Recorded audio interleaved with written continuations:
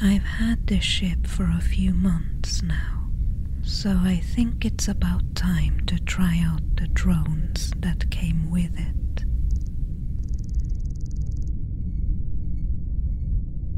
It was clearly stated in the specs, you know. Anyway, this is the first regular survey I've done since I got this ship, and it's for the whole of the Arasne System, the Sun, and 4 planets. None of the satellites, though. All but one of the drones are in place, and the first data is starting to come in. My contractors, they are considering it, but I don't think they've made a decision yet. They are not fully funded, so it depends on whether we find any valuable minerals or metals in the system. If we do, the colonists can fund most of their colony by extracting them. The 3rd planet is habitable, although most of it has polar conditions. Sometimes you have to take some risks. Taking no risks at all is a low-profit strategy, and the system is previously unclaimed. No one else has shown any interest in it.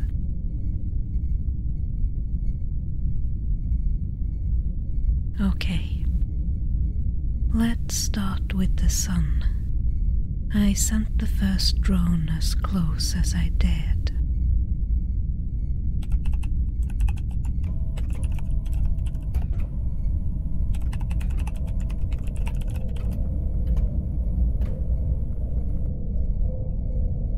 The Sun is a red dwarf, quite common, not very bright or warm, but all the planets are circling relatively close to it.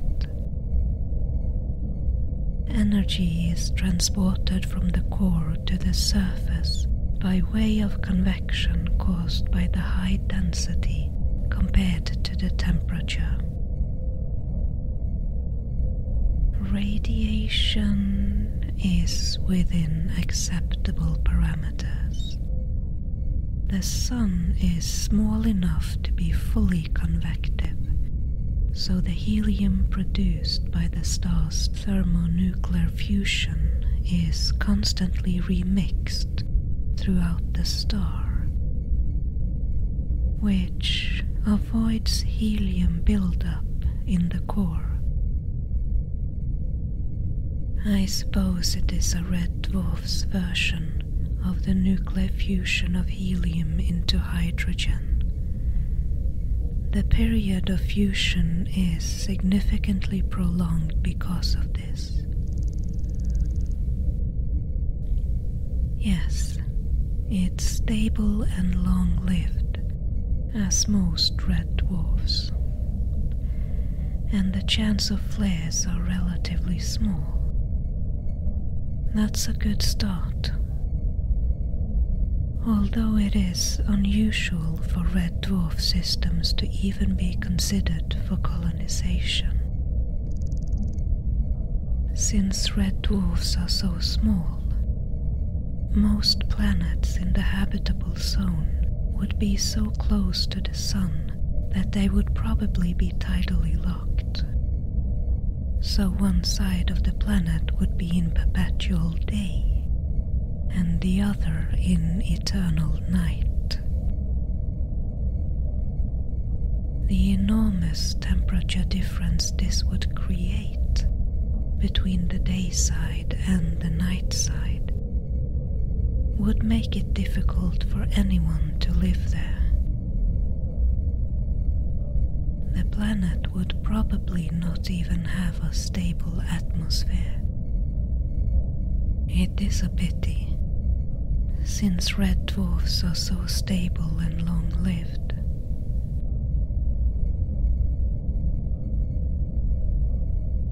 Anyway, the sun is as I expected.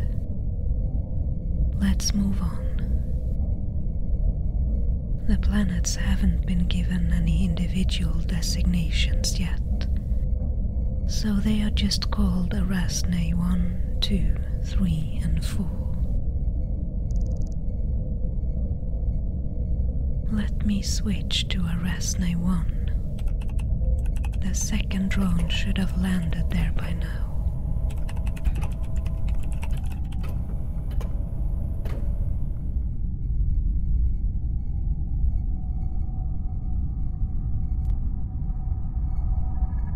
I was afraid it would be a lava planet, but according to this data it isn't.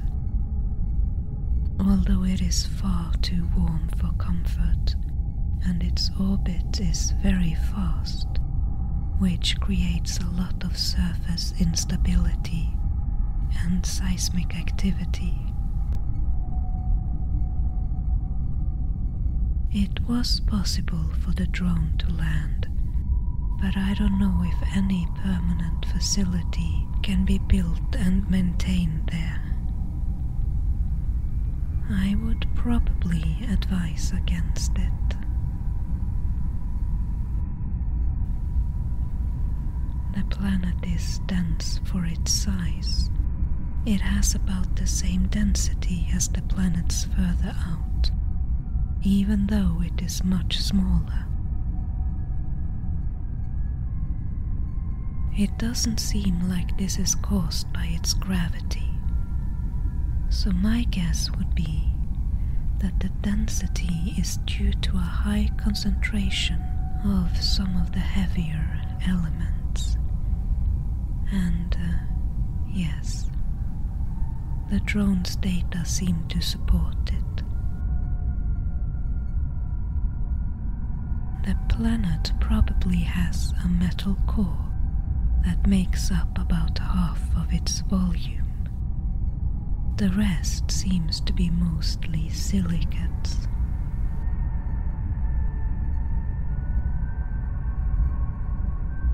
The planet was created so close to its sun that the temperature was too high for silicates to be condensed into other elements. Let's move on.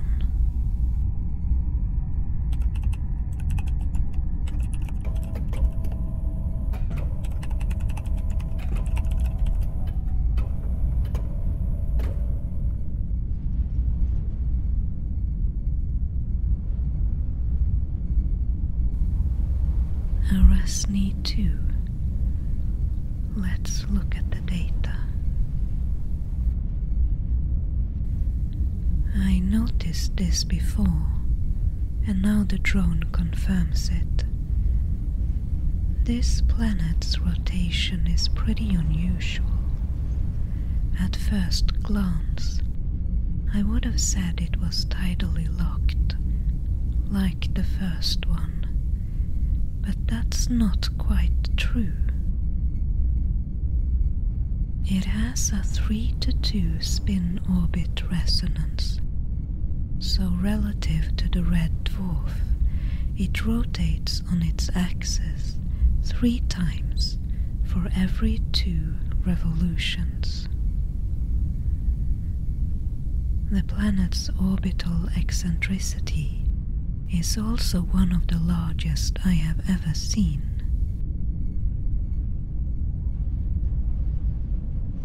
When it is at its perihelion, the closest to the Sun, its distance is just 58% of its distance at aphelion.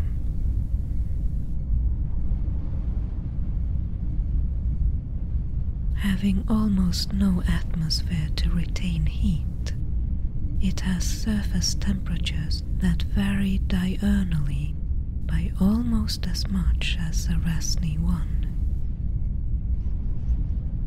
I would still say it is possible to build surface facilities for ore and metal extraction here.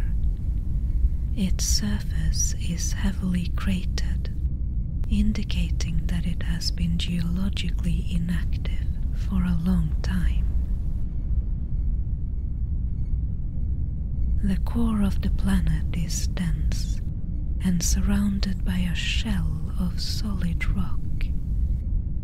The surface layers consists mostly of iron, magnesium, aluminum, calcium, and potassium. This would be a good candidate for mining.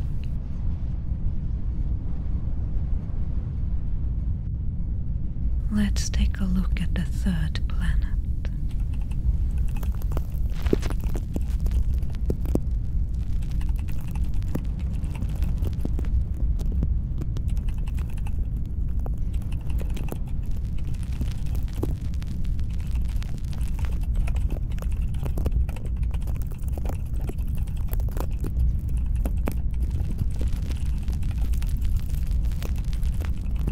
I'm just getting static. I cannot connect properly to the drone. I think it's still in the upper layers of the atmosphere. It might need some more time. Yes, this is where the colonists will settle down, if they decide to come here at all. Let's give this drone a bit more time and take a look at the fourth planet first.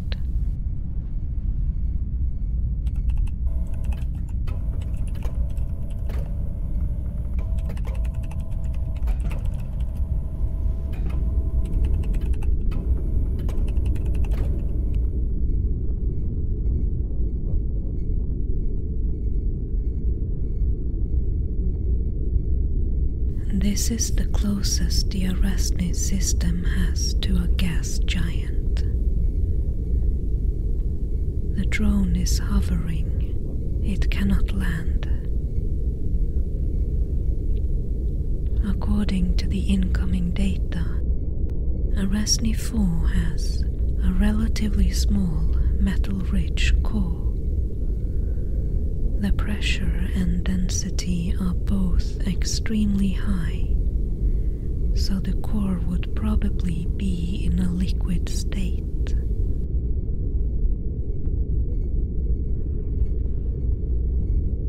Surrounding the core is a layer of liquid hydrogen that can lead electric currents just like metal would.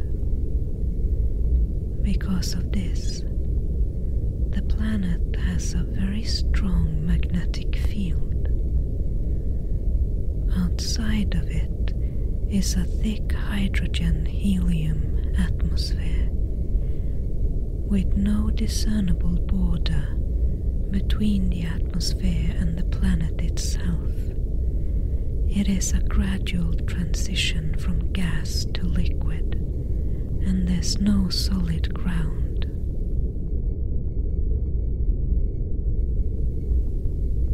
In addition to hydrogen and helium, the readings indicate the presence of ammonia, methane, and several organic compounds as well.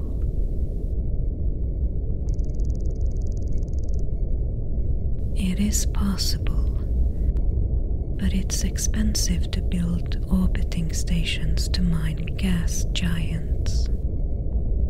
It's not done very often, and would certainly be out of reach for a small startup colony.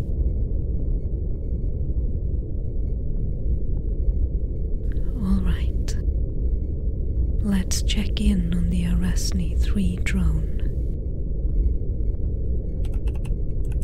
It's still descending but will land shortly, and we have visuals.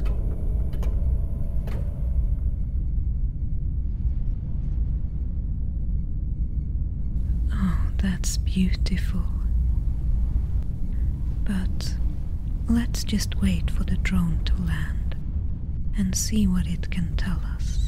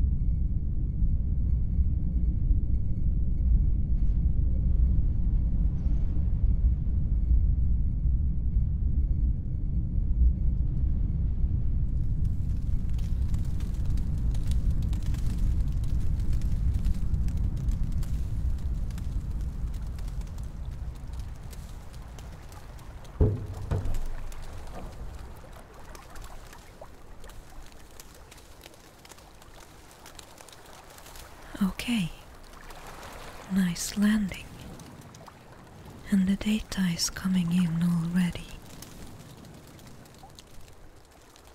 The planet has a day-night cycle and a tilt that creates some seasonal variations. It is temperate around the equator, but most of it has polar conditions. It has a relatively good variety of indigenous animals and plants, well-functioning ecosystems, most of it in the temperate zones, and the ocean seems to be teeming with life. The rotation means that the planet is not a perfect sphere, and gravity is a little less at the equator than at the poles, but it wouldn't be noticeable for anyone on the surface. The crust consists of basaltic lava and granite, and some deep sea sediments created over long time periods. There seems to be periodites and precious stones further down. Should be diamonds there too, I would think. Deeper down, the pressure and temperature are so high that the chemical components are reduced to more basic minerals.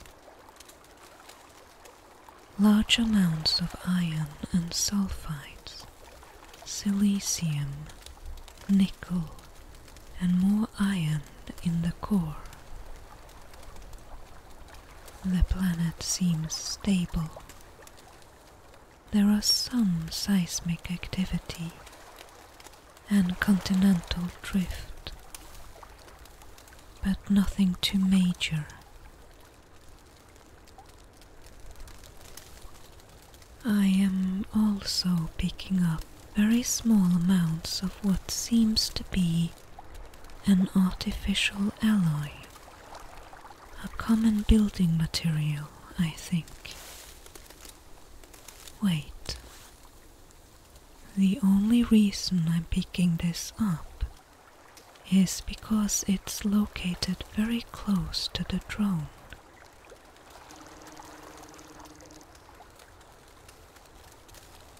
I think it's a small building.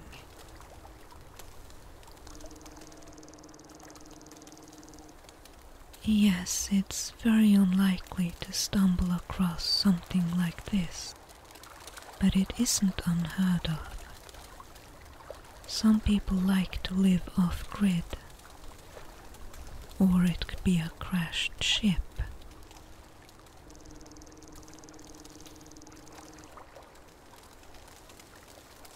Definitely.